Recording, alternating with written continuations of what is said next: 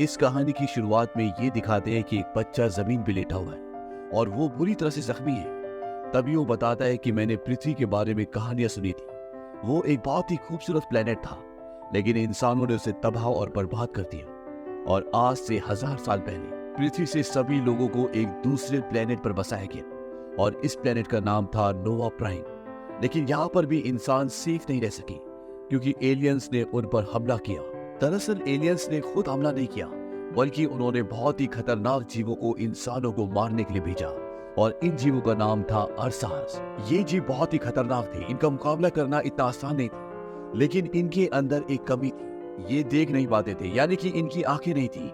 ये इंसानों को उनके डर से पहचान लेते थे। जब इंसान डरते थे तो उनके शरीर से पसीना निकलता था और इसी से अरसास इंसानों को पहचान कर उन्हें मार देते थे। और अब एक बार फिर 1000 सालों बाद मानव जाति दोबारा से खत्म होने वाली है, जिस तरह से पृथ्वी पर होने वाली है। और रेंजर्स की टीम ने आज से 1000 साल पहले सभी लोगों को पृथ्वी से इस नए ग्रह जिसका नाम नोवा प्राइम है, यहाँ पर शिफ्ट कर दिया था। और अब दोबारा से रेंजर्स की जिम्मेदारी है कि वो इंसानों को एक बार फिर से इन एलियन के दैत्यों से बचा सके। अब जो ये रेंजर्स होते हैं, इसी में एक आदमी होता है जिसका नाम होता है साइपर रेज। साइपर रेज को इस प्लेनेट पर पहला अदृश्य इंसान कहा जाता है। अदृश्य इंसान का मतलब ये है कि जो ये एलियंस के बड़े बड़े दैत्य होते हैं, ये साइबर रेज को नहीं देख पाते। और इसका कारण ये होता है कि जब इसने उन एलियंस के दैत्यों पर हमला किया था तो उसके दिल में जरा सा भी खौफ नहीं था, और उसके खौफ न होने की वजह से उसके शरीर से पसीने की एक बूंद भी नहीं टपकती। और इसी वजह से वो दैत्य उसे नहीं देख पाते और इंसानों को इन बड़े बड़े दैत्यों की कमी पता चल जाती है। यानी कि अगर इंसानों के अंदर डर नहीं होगा तो ये बड़े बड़े दैत्य जिन्हें अरसास कहा जाता है, वो इंसानों को देख नहीं पाएंगे। और अगर ये इंसानों को देख नहीं पाएंगे तो इंसान आराम से इन्हें मार सकते हैं, और इसे कहते हैं अदृश्य होना। अब साइपर का एक बेटा भी होता है जो 9 साल का होता है, और वो भी एक रेंजर बनना चाहता है और उसके लिए टेस्ट भी देता है। और वो टेस्ट में हर एक एग्जाम को बहुत अच्छे से पास करता है, लेकिन वो ग्राउंड में यानी कि प्रैक्टिकल में कुछ भी अच्छा नहीं कर पाता। और इसकी सबसे बड़ी वजह ये होती है कि उसकी बड़ी बहन सेंशी को एक अरसा ने मारा था और उस वक्त वो भी वहां पर था और वो उसकी रक्षा नहीं कर पाया। हालांकि वो उस वक्त बहुत छोटा था, लेकिन आज भी वो अपनी बड़ी बहन की मौत का जिम्मेदार खुद को समझता है। इसीलिए जब भी वो किसी अरसा के पास जाता है तो वो फोकस नहीं कर पाता, उसे विजन्स आते हैं और जिससे वो डर जाता है। और यही वजह होती है कि वो अपने प्रैक्टिकल को कभी भी पास नहीं कर पाता। लेकिन वो किसी भी कीमत पर रेंजर बनना चाहता है। वो रिक्वेस्ट करता है कि उसे रेंजर बना दिया जाए। वो कहता है कि आज मेरे डैड कई सालों बाद आ रहे हैं और मैं चाहता हूँ कि मैं उनको एक खुशखबरी दूं कि मैं रेंजर बन चुका हूँ। लेकिन उसकी अर्जी को एक्सेप्ट नहीं किया जाता। शाम को जब किटाई अपनी मॉम और डैड के साथ खाने के टेबल पर होता है तो वो बताता है कि मुझे रेंजर के टेस्ट में फेल कर दिया गया। उसके डैड हमेशा उससे नाखुश रहते हैं। वो उससे एक पिता की तरह नहीं बल्कि एक रेंजर की तरह बात करते हैं, और इस बात से किटाई को बहुत दुख भी होता है क्योंकि वो अपने डैड के करीब आना चाहता है, उनसे बातें करना चाहता है, लेकिन उसके डैड के पास टाइम नहीं होता। अब साइपर अपनी वाइफ को बताता है कि मैं रेंजर्स को लेकर ट्रेनिंग के लिए एक दूसरे प्लेनेट पे जा रहा हूँ और ये मेरा आखिरी काम होगा। वापस आने के बाद मैं अपनी रिटायरमेंट की घोषणा कर दूंगा। उसकी वाइफ बोलती है कि तुम्हें अपने बेटे को भी अपने साथ ले जाना चाहिए, वो तुम्हारा साथ चाहता है, उसे एक कमांडर नहीं बल्कि पिता चाहिए। और वो अपनी वाइफ की बात मान जाता है और वो किटाई को लेकर अपने इस अगले मिशन जहां पर वो नए रेंजर्स को तैयार करेगा, उस सफर के लिए निकल जाता है। और जब ये रास्ते में होते हैं और साइपर सो रहा होता है, तब किटाई उस जगह पर जाता है जहां पर एक अरसा है। ये इस अरसा को अपने साथ इसलिए ले जा रहे हैं ताकि नए रेंजर्स को ट्रेनिंग करवा सके। और अब किटाई उस जगह जाना चाहता है, उसे देखना चाहता है। हालांकि वहां पर जाना बैन होता है, लेकिन जब वहां पर जो सिक्योरिटी वाले होते हैं उन्हें ये पता चलता है कि वो साइपर का बेटा है, तो वो उसे जाने की अनुमति देते हैं। हालांकि वो सब उसका मजाक उड़ा रहे होते हैं। और जब किटाई आगे बढ़ता है तो दोबारा उसे वही विजन्स आने लग जाते हैं जब एक अरसा ने उसकी बहन को मारा था, और वो डरना शुरू हो जाता है। और उसके डर से अरसा पहचान जाता है कि उसके आसपास कोई है और वो घुर्राना शुरू कर देता है। लेकिन तभी वहां पर साइपर आ जाता है और वो उसे रोक लेता है। वहीं अब जब इनका स्पेसशिप आगे बढ़ रहा होता है तो इनके स्पेसशिप के आगे बहुत सारे उल्कापिंड आ जाते हैं, और जिसकी वजह से इनका स्पेसशिप काफी हद तक डैमेज हो जाता है। इसीलिए साइपर बोलता है कि स्पेसशिप को लासिया ग्रह की तरफ मोड़ दो क्योंकि वो ग्रह यहाँ से सबसे नजदीक है। और वो ऐसे करते हैं, वो लासिया ग्रह की कमांड उस स्पेसशिप में डाल देते हैं और उनका स्पेसशिप उल्कापिंडों से टकराते टकराते वहां से निकल जाता है। और इन्हें लगता है कि अब ये लासिया ग्रह के पास है, लेकिन जब ये कंप्यूटर पर चेक करते तो वो लासिया ग्रह नहीं होता बल्कि कोई दूसरा ग्रह होता है। और कंप्यूटर इन्हें निर्देश देता है कि इस ग्रह पर उतरने की कोशिश ना करें, ये एक बहुत ही खतरनाक ग्रह है। यहाँ पर कई तरह के वायरस है, बहुत ही खतरनाक जानवर है और इस ग्रह पर उतरना कानूनी अपराध भी है। साइबर बोलता है कि इस ग्रह पर हम नहीं उतरेंगे, लेकिन उसके जो पायलट होते हैं वो कहते हैं कि अब हम इसे नहीं रोक सकते क्योंकि उल्का पिंडों से शिप को बहुत ज्यादा नुकसान पहुंचा है, जिससे उसका बीच का हिस्सा कुछ टूट भी गया है और इनका शिप उस ग्रह पर क्रैश हो जाता है। और क्रैश होने के बाद ये दिखाया जाता है कि इस स्पेसशिप में जितने भी लोग होते हैं सब के सब मारे जाते हैं और यहाँ पर सिर्फ 2 ही लोग बचते हैं, एक साइबर जिसके दोनों पैर टूट चुके हैं, अब वो चल नहीं सकता, और दूसरा उसका बेटा किटाई। किटाई बिल्कुल ठीक होता है और साइपर अपने बेटे को ऊपर से कुछ लाने के लिए बोलता है। वो कहता है कि इससे हम संदेश पहुंचा सकते हैं ताकि हमें लोग बचाने के लिए आ जाएं। लेकिन जब वो उस चीज को उसके पास लाता है तो वो टूट चुकी होती है। साइपर कहता है कि ये जहाज हमारे स्पेसशिप 2 हिस्सों में टूट चुका है और इसका दूसरा हिस्सा यहाँ से 100 किलोमीटर दूर है, जहाँ पर वो गैजेट है जिससे हम दूसरे लोगों को ये संदेश पहुंचा सकते हैं कि हम यहाँ पर हैं और अब तुम्हें वहां पर जाना होगा क्योंकि हमारे पास कोई और चारा नहीं है और अगर तुम वहां पर नहीं गए तो इसका मतलब होगा कि हम दोनों यहीं पर मर जाएंगे। साइपर अपने बेटे किटाई को 6 इनहेलर भी देता है। वो कहता है कि इनमें से तुम अभी एक ले लो और हर 24 घंटे बाद तुम्हें एक लेना होगा। इनको लेने से तुम्हारे फेफड़ों में एक तरह की परत लग जाएगी और जब तुम बाहर जाकर सांस लोगे तो तुम्हें पर्याप्त मात्रा में ऑक्सीजन मिलेगा। वो उसे बताता है कि इस प्लेनेट की हर एक चीज तुम्हें मारना चाहती है, वो इसी तरह से विकसित हुई है और तुम्हारा लिया हुआ हर एक सही फैसला हमें जिंदगी की ओर ले जाएगा और गलत फैसला मौत की ओर। वो अपने बेटे को बोलता है कि तुम्हें पता है कि हम कौन से प्लेनेट पर हैं? वो कहता है नहीं। साइबर कहता है कि ये अर्थ है, ये पृथ्वी है। आज से 1000 साल पहले इंसान यहाँ पर रहा करते थे, लेकिन अब इंसान इस वातावरण में नहीं रह सकते। इसके साथ साथ वो अपने बेटे को ये भी बोलता है कि तुम्हारे सूट में हर तरफ कैमरास लगे हुए, इसीलिए मैं तुम्हारे आसपास की हर एक चीज को देख सकता हूँ। और वो उसे अपना एक वेपन भी देता है और इस वेपन में कई सारे अलग अलग तरह के ब्लेड्स निकल सकते हैं जो तुम्हारी रक्षा करेंगी। और इसके बाद किटाई अपने सफर पर निकल पड़ता है। पृथ्वी इस वक्त पूरी तरह से हरी भरी होती है, यहाँ पर अनेकों प्रकार के पशु पक्षी भी होते हैं, लेकिन ये वातावरण और यहाँ के पशु पक्षी हर कोई इंसान को मारना चाहता है। ये सब हिंसक है और ये हाल पृथ्वी का इंसानों ने किया होता है। किटाई जब आगे जाता है तो उसके डैड उसे बताते हैं कि तुम्हारी तरफ कुछ आ रहा है। किटाई इस बात से डर जाता है और कुछ ही पलों के बाद उसके सामने एक बहुत बड़ा बंदर आता है। दरअसल ये अब पहले जैसे बंदरों की तरह नहीं है, ये खूंखार है। उसके डैड बोलते हैं कि उसे कुछ मत करना, शांत रहो, लेकिन किटाई उसे भागने के लिए कहता है और जब वो नहीं भागता तो किटाई उससे एक पत्थर मारता है और इसके बाद वो बंदर आवाज लगाता है और वहां पर उसी की तरह बहुत सारे और भी बंदर आ जाते हैं और वो किटाई पर हमला करना चाहते हैं। किटाई के डैड बोलते हैं कि पीछे की तरफ भागो, यहाँ से 250 मीटर दूर एक नदी है। और अब किटाई भागना शुरू करता है और वो सारे के सारे बंदर उसको मारने के लिए उसका पीछा करते हैं, लेकिन किटाई किसी तरह से उस नदी में कूद जाता है और इस तरह से उसकी जान बच जाती है। लेकिन नदी पार करने के बाद भी किटाई लगातार भाग रहा होता है। उसकी डैड बोलते हैं कि तुम बेवजह भाग रहे हो, तुम्हारे आसपास कोई भी नहीं है, लेकिन किटाई डरा हुआ होता है इसीलिए वो भाग रहा होता है। और उसके डैड के चिल्लाने पर, गुस्सा करने पर किटाई रुक जाता है, लेकिन अभी भी उसके चेहरे पर डर होता है। तभी साइपर बोलते हैं कि तुम्हारे खून में बदलाव आ रहा है। दरअसल उनके पास किटाई की पूरी रिपोर्ट आ रही होती है और जब किटाई अपने हाथ पर देखता है तो उसके हाथ पर एक कीड़ा चिपका होता है और वो उसे काट रहा होता है। किटाई उस कीड़े को अपने हाथ से अलग करता है, लेकिन अब जहर उसके शरीर में फैलना शुरू हो जाता है, उसे धुंधला दिखना शुरू हो जाता है।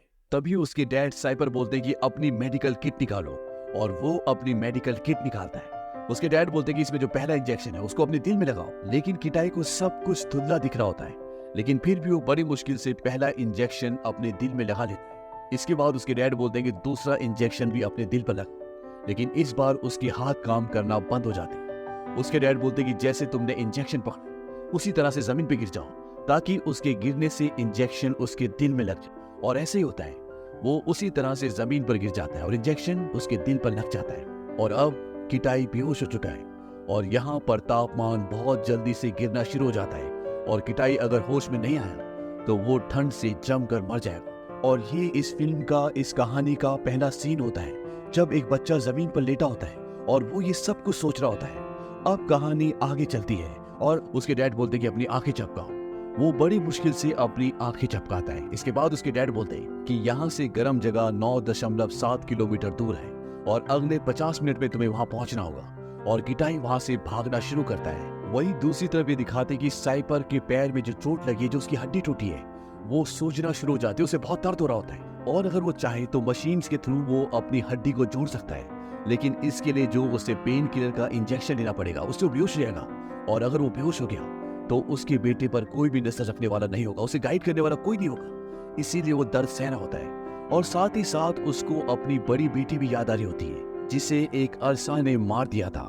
दरअसल वो अपनी बड़ी बेटी से बहुत प्यार करता था और इसीलिए वो आज तक उसकी मौत को कभी भूल ही नहीं पाए। वहीं जंगल में ये दिखाते हैं कि किटाई ने जो पहला इनहेलर लिया था जिससे वो इस वातावरण में आराम से सांस ले सकता है, उसे लिए काफी घंटे हो चुके हैं। इसीलिए उसके डैड बोलते कि अब तुम अपना दूसरा इनहेलर ले लो और जब वो इनहेलर का बॉक्स निकालता है तो वो देखता है कि 5 में से 2 इनहेलर टूट चुके होते हैं, लेकिन वो अपने डैड को नहीं बताता कि 2 इनहेलर टूट चुकी हैं, क्योंकि अगर उसने बताया तो उसके डैड उसे वापस बुला लेंगे और उनका मिशन खत्म हो जाएगा और ये दोनों यहाँ पर ऐसे ही मर जाएंगी। अब किटाई रात एक जगह गुजारता है और रात को वो अपने डैड से पूछता है कि पहली बार आप अदृश्य कैसे बने। वो उसे बताते हैं कि एक बार मैं अकेला जॉगिंग कर रहा था और तभी एक अरसा ने मेरे ऊपर हमला कर दिया, हम दोनों पानी में गिर गए और मैं मर रहा था। मुझे लगा कि अब मैं जिंदा नहीं बचूंगा और तभी मैंने ये फैसला किया कि उस अरसा का नाखून जो मेरे कंधे पर है मैं उसे निकाल दूंगा और मैंने उसे निकाल दिया और पानी से बाहर आ गया और उसके बाद वो अरसा भी पानी से बाहर आ गया क्योंकि वो मुझे मारना चाहता था, लेकिन उस वक्त मैं बिल्कुल भी खौफ में नहीं था, इसीलिए वो अरसा मुझे ढूंढ नहीं पा रहा था। और उस वक्त मुझे इस सच्चाई का पता चला कि हमारी जिंदगी में परेशानियां मुसीबतें आती हैं, लेकिन डर को हम चुनते हैं और हमारे डर से, हमारी घबराहट से अरसा को हमारी मौजूदगी का पता चल जाता है। और इस विचार के बाद हम इन एलियंस के दैत्यों से, जिन्हें हम अरसास कहते हैं, उन्हें हराने के काबिल बन सके। अब सुबह किटाई आगे बढ़ता है और वो एक झरने के पास पहुंच जाता है। उसके डैड उससे पूछते कि तुम्हारे पास अभी क्या क्या सामान बचा है। वो कहते हैं कि मेरे पास आधी दवाइयां बची है, पूरी रोशनी बची है और मेरे पास 4 इनहेलर बची है। लेकिन इनहेलर को बताने से पहले वो थोड़ा सा रुक जाता है, उसके डैड को शक होता है। वो बोलते हैं कि मुझे इनहेलर दिखाओ और जब वो दिखाता है तो वो देखते हैं कि उसके पास 2 ही इनहेलर बचे हैं और इन दोनों के साथ वो अपनी मंजिल तक नहीं पहुंच सकता। उसके डैड बोलते हैं कि तुम वापिस आ जाओ, ये मेरा ऑर्डर है। और इसके बाद किटाई को वो लम्हा याद आता है जब उसकी बहन और वो कमरे में थे और वहां पर एक अरसा आ गया था। उसकी बहन ने उसे एक बहुत बड़ी बॉल के अंदर बंद कर दिया था और उसे कहा था कि मेरा ऑर्डर है, तुम यहाँ से बाहर नहीं आओगे। और वो बाहर नहीं आता और उसकी बहन को अरसा मार देता है। हालांकि किटाई उस वक्त बहुत छोटा था, लेकिन फिर भी वो अपने आप को अपनी बहन की मौत का कारण समझता है और वो अपने डैड को बोलता है कि मैं जा सकता हूँ। उसके डैड उसे मना करते हैं क्योंकि इतनी ऊंचाई से कूदने के बाद वो वापस नहीं आ सकता क्योंकि ये झरना बहुत ऊंचा होता है। लेकिन किटाई अपने पिता का ऑर्डर नहीं मानता और वो उस ऊंचे झरने से कूद जाता है। अब जो उसने सूट पहना होता है वो एक फ्लाइंग सूट बन जाता है और जब ये हवा में तैरता हुआ नीचे उतरना होता है तभी उसके डैड बोलते हैं कि तुम्हारे पीछे कोई आ रहा है। और जब किटाई पीछे देखता है तो उसके ऊपर से एक बहुत बड़ा पक्षी उसे खाने के लिए आ रहा होता है। लेकिन किटाई किसी तरह से अपने आप को बचाता हुआ नीचे उतरता है, लेकिन वो पक्षी उसे पकड़ लेता है और जब किटाई को होश आता है तो वो उस विशाल पक्षी के घोंसले में होता है जहां पर उसकी छोटे छोटे बच्चे भी होते हैं। और इसके बाद वहां पर बहुत बड़े बड़े जानवर यानी लेपर्ड जैसे जानवर आ जाते हैं और वो उस विशाल पक्षी के बच्चों को खाना शुरू कर देते हैं। लेकिन किटाई उनकी जान बचाना चाहता है, इसीलिए वो जानवरों को भगाना चाहता है, लेकिन वो जानवर उस पक्षी के लगभग सभी बच्चों को मार देते हैं। हालांकि किटाई पूरी कोशिश करता है लेकिन वो उन बच्चों को नहीं बचा पाता और इसके बाद वो नीचे उतर जाता है। वो बड़ा पक्षी इसके बाद किटाई को कुछ नहीं करता और किटाई यहाँ से अपने आगे के सफर पर निकल जाता है। लेकिन अब किटाई का अपने डैड से संपर्क टूट चुका है, वो उनसे बातें नहीं कर सकता। यहाँ पर उसकी डैड को एक और चीज दिखती है। दरअसल उन्होंने वहां पर फ्लाइंग कैमरास भी छोड़े होते हैं और उन कैमरास में उन्हें दिखता है कि उनके जो बाकी के क्रू के मेंबर्स होते हैं उन्हें किसी ने मार दिया होता है और उन्हें मारा होता है अरसा ने। दरअसल जिस अरसा को ये प्रैक्टिस के लिए अपने साथ ले जा रही थी अब वो छूट चुका है, लेकिन किटाई को ये बात नहीं पता और उसके डैड उसे बता नहीं सकते क्योंकि इन दोनों का संपर्क टूट चुका है। वहीं दूसरी तरफ किटाई बहुत लंबा सफर तय करता है और अब एक बार फिर से उसका ऑक्सीजन खत्म होना शुरू हो जाता है और उसके पास सिर्फ एक ही इनहेलर बचा है और वो उसे भी इस्तेमाल कर लेता है। और जब वो आगे बढ़ता है तो वहां पर टेम्परेचर गिरना शुरू हो जाता है, वहां पर टेम्परेचर लगातार कम हो रहा होता है और ठंड इतनी ज्यादा बढ़ जाती है कि किटाई बेहोश हो जाता है। तभी ये दिखाते हैं कि वहां पर कोई आता है, लेकिन किटाई को कुछ भी दिख नहीं रहा होता। और जब सुबह उसकी आंखें खुलती है तो वो देखता है कि उसके चारों तरफ लकड़ियां होती हैं और जब वो वहां से बाहर निकलता है तो वो देखता है कि उन लकड़ियों के ऊपर वही विशाल पक्षी लेटा होता है जिसके बच्चों को उसने बचाने की कोशिश की होती है। लेकिन वो पक्षी पूरी रात ठंड में पड़े होने की वजह से मर चुका होता है, लेकिन उसने अपनी जान देकर किटाई की जान बचा ली होती है। और किटाई इसके बाद वहां से भी आगे निकल जाता है और कुछ ही देर का सफर करने के बाद वो अपने शिप के उस दूसरे हिस्से तक पहुंच जाता है जिसे ढूंढने के लिए वो इतना दूर आया है। वो जल्दी से अंदर जाता है और एक इनहेलर निकालकर अपने आप को ऑक्सीजन देता है।